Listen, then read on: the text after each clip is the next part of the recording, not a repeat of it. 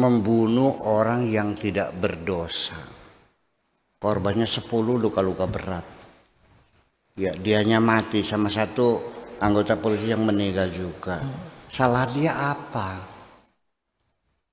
Logika sehat sealam dunia dipastikan ini masih ada error masalahnya. Iya. Ada konslet masalahnya. Dengan logika sederhana, mana mungkin Tuhan akan membayar dengan sorga ketika kita membunuh orang yang tidak berdosa? Kan gak masuk akal. Iya. Jadi ya tidak mungkin ada dalilnya. Dalilnya nggak ada. Itu ayat-ayat perang diturunkan pada saat perang. Kalau sudah damai ya ayat damai dong. Betul nggak? Terus sejak kapan Kanjeng Nabi itu membenci agama-agama lain? Tidak ada orang yang dibenci oleh Nabi kok. Iya, orang yang melempari dengan batu sampai giginya patah tuh tidak dikutuk, nggak disumpah kok, didoakan Allahumma hdi qaumi innahum la ya'lamun. Seperti apa kau melihat pribadi Nabi itu? Nabi tidak pernah membenci agama Nasrani, Yahudi, enggak kok. Dari sejak awal saya cerita berulang-ulang bahwa Kanjeng Nabi tidak pernah membenci Nasrani kok. Nabi Muhammad dapat wahyu kan? Lalu diajak Siti Khadijah untuk bertanya kepada Waraqah bin Naufal, sepupunya Siti Khadijah. Dapat wahyu, dikonsultasi, ditanya lagi, ini dapat ini dijelaskan. Ini persoalannya bahwa Nabi bertanya tentang wahyu kepada Waraqah bin Naufal ada di Khulasatu Nurul Yakinnya, dibaca dari mulai MI, MTS, Ali ada. Begitu saya mengatakan bahwa konsultan wahyu Nabi seorang pendeta, beli terima. Kali takon kan konsultan artinya. Iya. Iya. Iya, jadi ini kadang-kadang susah sendiri. Saya katakan hukum itu sifatnya kondisional, dia nggak bisa. Begitu dalil keluar, al-hukmu yaduru ma'illatihi wujudan wa adam konon. Jadi masalahnya epistemologinya masih rendah banget gitu. Iya kan? Nah, kemudian Siti Khadijah, saya tidak mengatakan Siti Khadijah agamanya Kristen ya, saya tidak mengatakan. Cuman kan dia tidak pernah di poligami. Di Mekah itu poligami itu tradisi. Penyembah berhala poligami, agama Yahudi poligami, yang Majusi juga poligami, karena itu tradisi itu.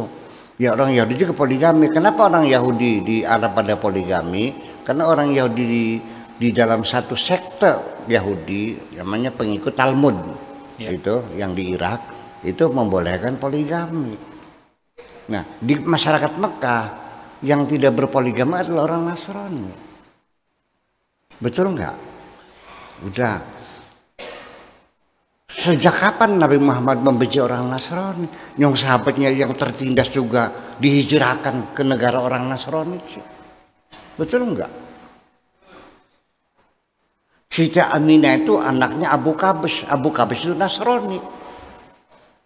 Terus apa lagi? Ketika Ka'bah dibersihkan dari berhala-berhala dan ini di dalam Ka'bah itu ketika akan dihapus gambar-gambar patung-patung dihapus, Nabi Muhammad menutup tangannya, ini mah jangan dihapus. Begitu dibuka gambarnya Siti Maryam lagi ngemban ini. Dikiranya ngarang lagi. Ini kitabnya ada aja. Ada 4 di Fathul Bari juga ada, di Sirah Nabawiyah, Tarikhul Islam Az-Zuhrin juga ada, Akhbar Maqlil Waqdinya ada, banyak kitab. Jadi masa saya ngarang? Jadi kan susah begini. Padahal kitabnya ada di belakang mereka tuh. Kalau ceramah tuh di YouTube tuh perusahaan kan gitu, itu ada kitabnya tuh. Jadi gimana? Jadi gimana begini nih? Mariel Kebtia kan istrinya Nabi kan ada namanya Mariel Kebtia kan, Nasrani kan, masuk Islam enggak? Enggak kan? Si Sofia agamanya Yahudi, enggak masuk Islam kan? Maria Kebtia juga Yahudi, enggak masuk Islam kan? Si gimana? Nah, ini kan jadi persoalan. Jadi Anda dari mana Anda membaca ini? Itu kan persoalannya. Jadi terlalu sulit ya. Jadi beginilah artinya. Malah saya ingin mengatakan begini, konflik, permusuhan antara muslim dengan non-muslim kecil. Yang paling keras antara Islam dengan Islam itu sendiri, saling bunuh-membunuh sampai sekarang. Dari sejak Nabi Muhammad meninggal dunia, perang saudara terus berlanjut sampai sekarang, sampai hari ini. Yang membunuh orang-orang Yaman siapa? Orang Islam. Yang bunuh orang-orang yang di Irak siapa? Orang Islam. Yang di Syria, yang di Libya, yang di Tunisia. Ya ini kan jadi persoalan begini. Kok bisa terjadi semacam ini?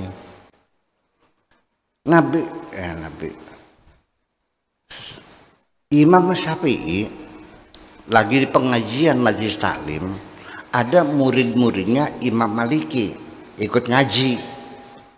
Nah, salah seorang muridnya Imam Maliki nyoal nanya Imam Syafi'i bagaimana hukumnya begini-begini.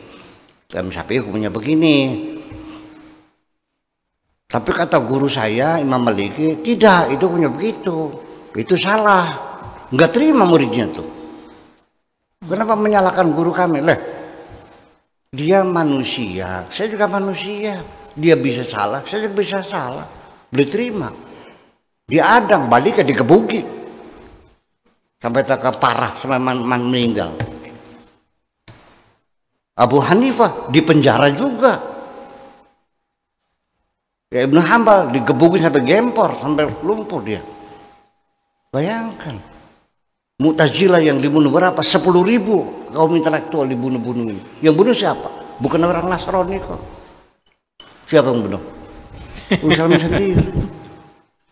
Paham kan? Nah, di situ kenapa demikian? Ya satu persoalannya. Ini kita ini tidak sadar bahwa pluralitas itu adalah keniscayaan yang tidak bisa dihindari. Kita selalu berbeda. Pikiran kita umat Islam itu dikiranya kebenaran hanya satu. Inilah yang benar. Kalau nggak sama ya salah. Murtad, kafir, musyrik, sesat, zindik, apalagi kafir, musyrik, bid'ah. Itu jadi saling bid'ah membid'ahkan. Nah, kenapa? Karena dikiranya bahwa kita hidup ini harus seragam, harus sama. Kalau nggak berbeda berarti salah. Langsung memberikan putusan salah, kafir, masuk neraka. Itu semacam itu. Sekarang andaikan agama seluruh dunia dihabisin sama Tuhan, tinggal satu agama Islam. Berbeda nggak nantinya? Berbeda. Oke. Mazhab-mazhab dihabisin semua, tinggal satu mazhab Syafi'i. Oke. Berbeda lagi nggak? Oke. Mazhab Syafi'inya sekte-sektenya apa-apanya? Ya Nawawi dimatiin, Zamakhsyari dimatiin gitu, tinggal satu. Akhirnya tinggal sealam dunia hanya tinggal satu NU. NU semua dunia. Nanti berbeda lagi enggak? Sampai kapan? Selamanya. Bahwa perbedaan itu adalah keniscayaan. Jadi kita tidak mesti harus sama pendapat kita. Yang penting hormatilah perbedaan sebagai satu kenyataan yang tidak bisa dihindari. Selesai kok, itu aja kok, sudah banget sih. Begini, kita tidak mungkin melihat sesuatu sama ketika kita punya perspektif yang berbeda. Kita hanya bisa melihat sesuatu dari sudut tertentu. Ya, yang bisa melihat dari segala sesuatu itu hanya Allah saja. Wallahu muhitum bikulli syai', semua dilihat. Ini gelas, kata saya ada kupingnya, kata Kang Zidi nggak ada. Saya tidak bisa menyalahkan karena beliau tidak bisa melihatnya. Jangan ngotot nggak ada kupingnya, terus berantem. Ya saya melihatnya dari sebelah barat, Kang Zidi melihatnya dari sebelah timur, kupingnya ada di sini. Ini yang jadi persoalan bahwa tidak mungkin kita akan sama, percayalah. Jadi kalau kita tidak menerima pluralitas sebagai suatu realita, berarti kita tidak mau mengakui kebesaran Tuhan. Biarkan yang beragama Kristen silakan, yang beragama Yahudi ya silakan, ya, yang Salafi Wahabi silakan, yang Mu'tazilah silakan. Yuk kita saling menghormati perbedaan sebagai satu keniscayaan. Itu saja kok susah banget sih. Terus yang jadi masalah apa? Ya nantinya masuk neraka. Nerakanya siapa? Neraka, sorga itu hak prerogatif Allah. Tidak ada siapapun yang menentukan sorga ini masuk, ini tidak. Memangnya sorga nenek moyangmu? Allah punya kemutlakan. Innaka tu'adzibu man tasya wa taghfiru man tasya. Wallahu yahtassu bi rahmatihi man yasha. Ta'til mulka liman tasya wa tanzil mulka liman tasya. Tahdi man tasya wa tudillu man tasya. Allah mutlak. Apapun wallahu fa'alu lima yurid, Allah sakarepe dewek. Setuju enggak? Pak Alumni itu sakarepe dewek. Setuju. Iya, tidak bisa direkomendasikan, tidak bisa dipaksakan. Sudah, persoalannya begini saja. Kita akan berhenti bertengkar ketika kita mengerti tentang diri kita sendiri dalam keterbatasan. Kita sendiri melihat sesuatu berubah. Saya menilai ketika saya SD. Ketika sudah SMP, berapa nggak beli saya? Sudah SMA, sudah S1, orang semakin pintar. Pendapatnya yang dulu direvisi sendiri kok. Iya. Apalagi ilmu-ilmu sosial dan sebagainya yang non eksperimentalis. Fisika, ilmu fisika yang pasti saja setiap saat selalu direvisi, paham gak sih? Betul enggak? Ya. Sekarang saya mungkin Anda mengatakan Buya Syakur hebat. Cucu saya mentertawakan. Bapak tua itu kok mikirnya muter-muter teman sih. Karena mereka sudah lebih pintar dari saya. Nah, Imam Syafi'i sebagai contoh ketika di Irak berbeda ketika ada di Mesir. Andai kan Imam Syafi'i lahir di Indonesia akan berubah lagi. Semacam itu. Jadi artinya begini. Udah saya contoh sederhana aja deh. Yuk kita menghormati perbedaan sebagai satu realita yang tidak bisa dihindari. Betul enggak? Justru itu menjadi sesuatu yang indah. Perbedaan itu indah dan nyaman. Ketika Kang Zidni masuk kebun binatang di Ragunan, sudah bayarnya 50.000, datang ke situ isinya kunyuk semua. Enak enggak? Enggak enak, enggak ada nah, gajah. Baru enak anak kunyuk, anak cemera, anak petek. Sedulur. Anak buaya, anak kadal dan sebagainya kan. Kita juga sama melihat keragaman itu kan menjadi indah. Nah, itu satu. Kemudian yang jadi persoalan, ini namanya pertengkaran, permusuhan, itu by design. Memang didesain oleh Allah. Setuju nggak? Yang bikin iblis siapa? Allah. Yang bikin malaikat siapa? Yang bikin Adam siapa? Yang bikin agama Islam siapa? Yang bikin agama Kristen siapa? Yang agama Yahudi yang bikin langit, kok tidak bikin?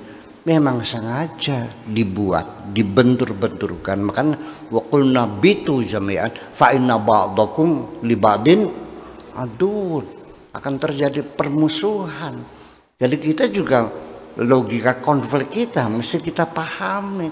Ya itulah makanya jadi selalu Allah itu bikin positif, bikin negatif. Jangan berusaha untuk menghilangkan positif, menghilangkan negatif. Biarkan positif itu sekalian kita benturkan. Karena kedua-duanya saling menghancurkan. Ketika saling menghancurkan, disitulah energi keluar. Jadi artinya begini. Ketika Anda dalam kehidupan ini menghadapi banyak kesulitan-kesulitan, ya, rintangan-rintangan yang mengganggu, yang menghina, yang mengejek, itu semuanya akan membuat Anda semakin cerdas di dunia ini. Tetapi ketika kau hadapi semuanya mudah, semuanya gampang, dapat kemudahan, membuat kamu semakin goblok di dunia ini. Betul nggak? Itu jadi persoalannya. Jadi artinya ini kita salah paham kita sendiri juga. Kembali kepada kita yang terbatas. Allah itu maha mutlak, maha apa saja.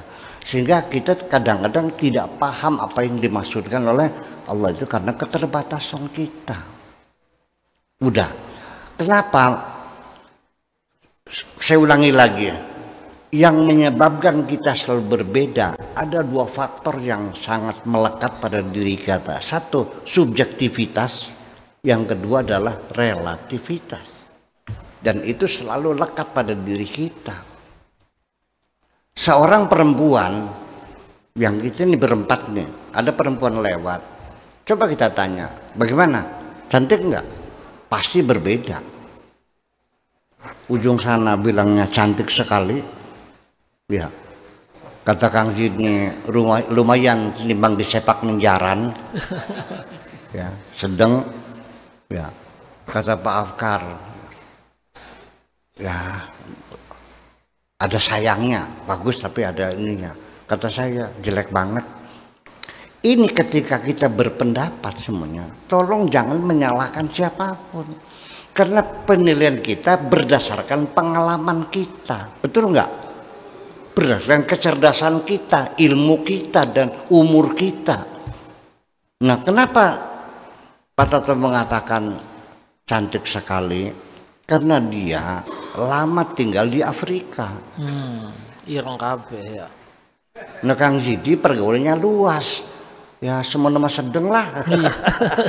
Nah, saya lama di Perancis. Mantap kan dia jelek dong. Karena kita akan membandingkan dengan yang lain. Ketika yang engkau lihat itu satu orang, ya, Anda tidak akan bisa berpikir. Baru Anda berpikir ketika di-compare, ada yang diperbandingkannya. Paham nggak kira-kira? Paham nggak? Paham. Nah, saya membandingkannya dengan apa yang pernah saya lihat perempuan-perempuan sealam dunia. Ya kan begitu. Nah, sedangkan Pak Tato lama bersama suku Asmat di sana. Iya. Salah nggak? Enggak salah.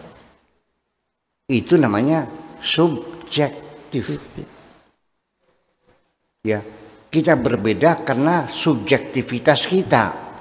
Oke? Nah, sekarang relativitasnya mana? Oke. Kecantikan itu adalah sesuatu yang sangat relatif sehingga akibatnya cantik tidak bisa didefinisikan. Cantik tidak bisa didefinisikan. Relativitasnya berapa banyak?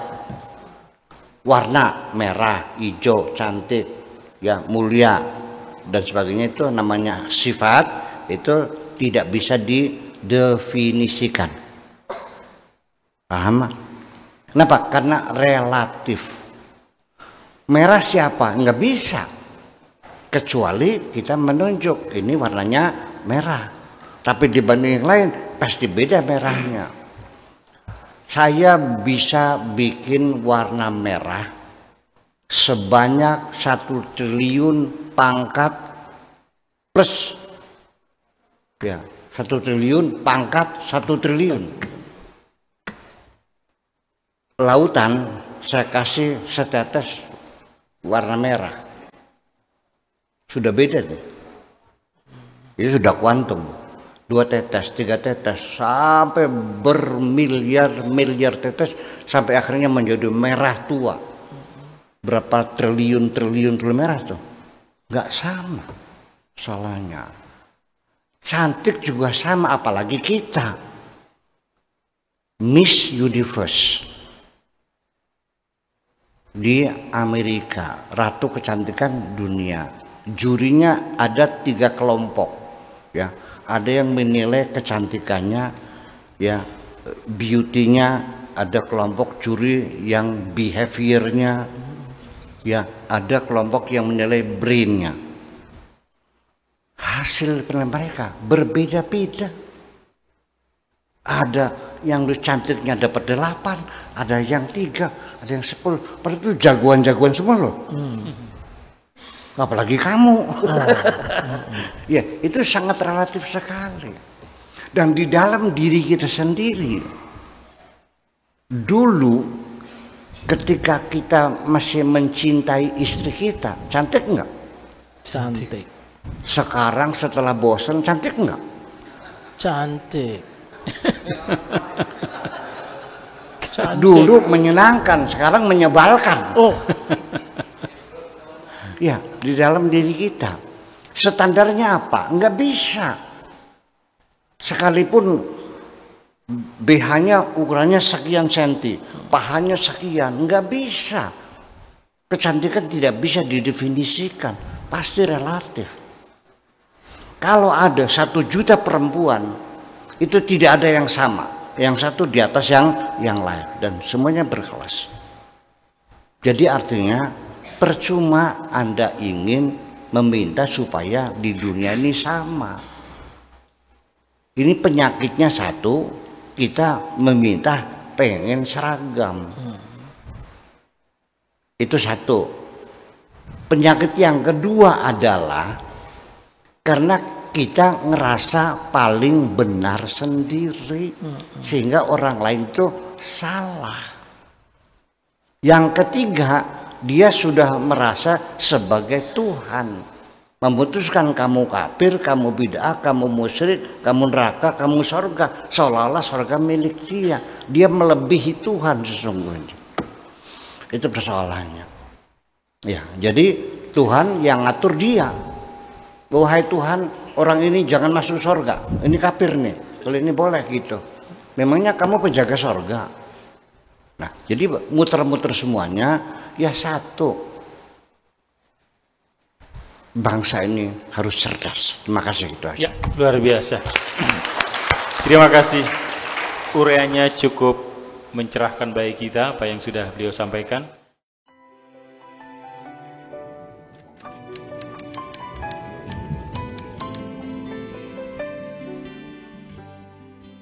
Aku hanya ingin berbagi kebahagiaan dan tidak menggurui siapapun. Terlalu sulit bagiku untuk menyalahkan siapapun. Akan tetapi apabila ada orang yang ingin mengisi raporku, tentu aku sangat gembira sekali. Dan kujamin aku tidak akan sakit hati sedikit pun.